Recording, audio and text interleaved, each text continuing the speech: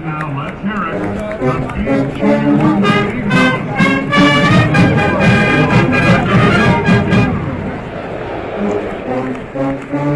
We're back with another edition of Football 101. I am Michael Spath here with Steve Morris, and we're going to have a lot of fun plays to talk about in this Michigan-Illinois game. But early in the first quarter, 13-15, and Michigan uses Eddie McDoom on a play we have not seen before.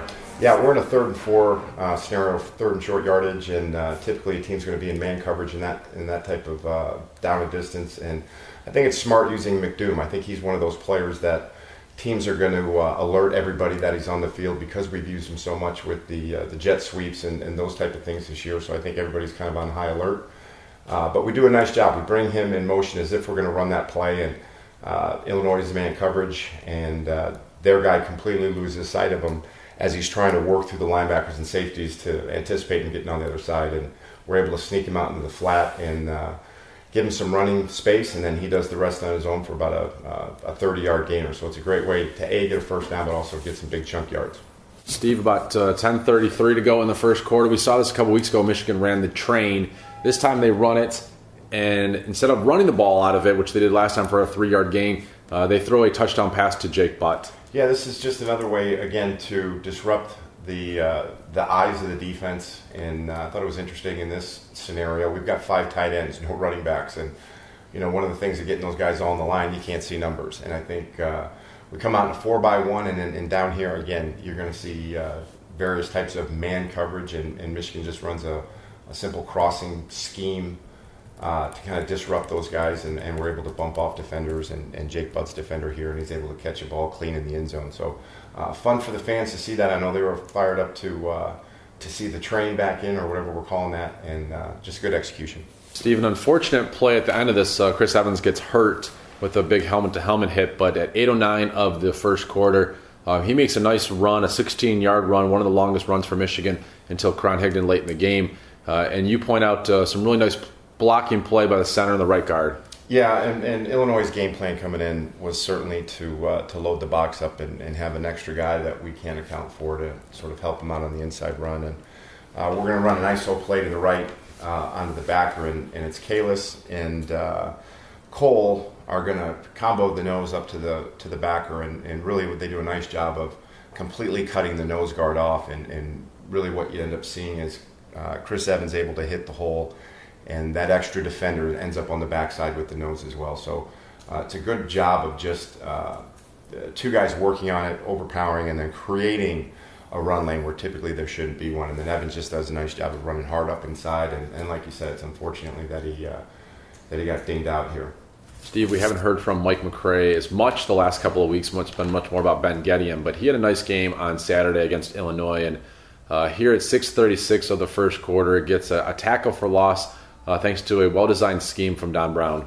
Yeah, we changed things up, and again, we're running a little bit more of that 3-down man front in this game, like we ran a couple weeks ago against Rutgers, and we're going to push McCray inside and also bring one of the safeties behind him, and McCray just hits it well and is able to penetrate, and little wildcat sweep that they're trying to run, and just runs through the line of scrimmage and gets a nice tackle for a loss. 13:21 to go in the second quarter, and Michigan gets a nice 16-yard run by Karan Higdon by doing something a little bit different with the offensive line and their blocking scheme. Yeah, Illinois features a nose guard, a one technique, and sort of tilts it. And when you have that type of player in there against what Michigan's trying to do most of the game in terms of running inside, you got to double him with your guard and your center, and he ends up eating a lot of space. What Michigan does here, which is a nice change up, they bring their fullback Poggi inside, and they open up the split a little bit between the guard center and let Poggi trap him, and essentially invite the player upfield and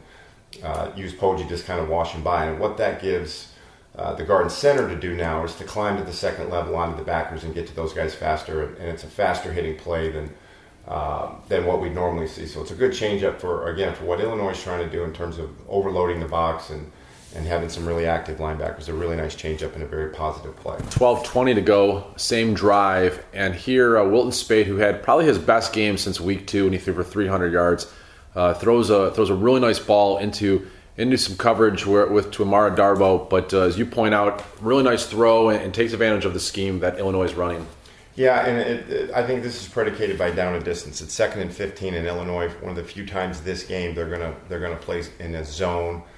In this scenario, they're going to play a cover 2 concept, and when that happens, you want to be able to attack the middle of the field. And what Spate does a great job here of is really putting the ball in the one spot where only Darboh can come back and catch it. He's got to get it over on top of the linebackers and then underneath the safety. And then just from a route concept, Darboh's going to run vertical up the field and actually just kind of give a head and foot fake out to the corner and then bring it back into the middle of the field. And again, that's just to get the safety to give him another step or two inside. But perfectly thrown ball, landmarked exactly where he wanted, square in the middle of the field for a big gainer. Our last play of the first half, Steve, 2:23 to go, and Illinois is trying to set up a screen, and DeMonte Thomas makes his first interception of his career. Yeah, well, they're going to start a 2-minute drill here, and traditionally Michigan's in a man coverage scheme, or at least in the boundary, going to be in a press man type of scenario, and change it up here a little bit. We're going to be in a 2-deep fire zone, and we're actually going to bring the corner and the will linebacker in a little boundary pressure, and going to sit in a 2-deep zone. And Thomas is able to just sit down there with zone eyes and able to see it out. And there's enough pressure on the quarterback that he throws it a bit high. And again, we've got a kid just sitting right in the flat, and just a nice play and a nice turnover and an opportunity to give us another couple of points heading into halftime. Steve, 9:39 of the third quarter, and 2nd and 6, and Illinois is trying to run a screen pass outside and to get upfield, and Delano Hill makes a nice play to funnel the ball back to his defenders. He really does. We're going to run a 3-deep fire zone here. We're going to bring Peppers off the edge, and Delano, against a 3-by-1 set, and throwing the bubble out there, and Delano Hill being really the last line of defense out there as the curl flat defender. He's got one job, and that's to turn it back inside. He reacts quickly to the ball being thrown out there, gets outside of the blocker, and turns the ball back into his help, which is critical in that scenario. And then we've got the cavalry coming, and Peppers does a nice job of leaving his feet and make the ball be thrown just a little bit high and a little bit outside. But just good overall knowledge of the defense and where your help is, and able to really make a nice play here. Steve, after a while, Illinois just decided they're going to go for it. So here they are, 4th and 3 at the Michigan 30-yard line with about 5 minutes to go in the third quarter. And take us through the play of Michigan getting the pass breakup. Yeah, Michigan's going to bring a max blitz. We're going to try to bring one more than they have to block us here. And what happens is there's actually a little bit of a miscommunication in the bottom with Gideon and I believe McCray, the end, where they both end up taking the back, and it allows the quarterback to sneak out a little bit. But Thomas is pressed up top on his man on the tight end. His man is going to block, and he kind of floats off and just gets zone eyes on the quarterback, and he's able to come back and get a pass breakup on the ball they're trying to throw to the running back late out of the field. So just a good heads-up play, and a guy that's getting better and better, and being a really good football player for us. 3:32 to go in the third quarter. Another play action pass, similar to a play that Wilton Spate took a sack on early in the game. This time he finds Jake Butt open, and a really nice throw by Wilton Spate here too. Yeah, we had a lot of success all game long in terms of utilizing play action to open up some seams out there. And obviously one of the payoffs of having a good running game. But this is just a nice game. You get a little play action against man coverage. Jake Butt's going to just drive vertical, shake to the inside, and put a hair move on his defender and just break it outside, and Wilton drops it right on him. So a really nice job being patient in the pocket. He got hit a couple times, but has really good feet and just puts a fantastic throw on Jake Butt. 8:55 to go in the fourth quarter. Michigan's up 34-8. The backup offensive line is in the game. Karan Higdon's in the game, and he goes out for a 45-yard touchdown with some nice blocking on the right side of the line. Yeah, again, the benefit of jumping on a team early and doing what we're supposed to do in terms of scoring a lot of points. And so now we have an opportunity to play some of our backups and get them some time.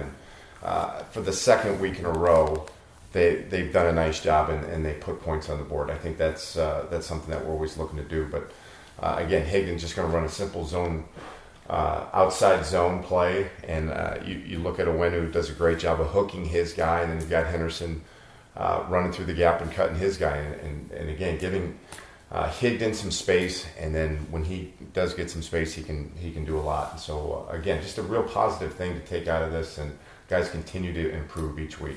Our final play, about 7:45 to go in the fourth quarter, and Michigan picks up a sack. Maurice Hurst is the beneficiary of some great work by Chase Winovich. He is, and also by some good coverage as well. But Winovich is going to get up the field and really put some pressure on the quarterback and make him step up inside. And we're going to run a little inside game with the tackle, and Hurst is able to come around in an open area and does a nice job of getting vertical once he beats his man and getting to the quarterback. So good four-man pressure again, and good coverage in the back end, and a nice way to kind of close it out.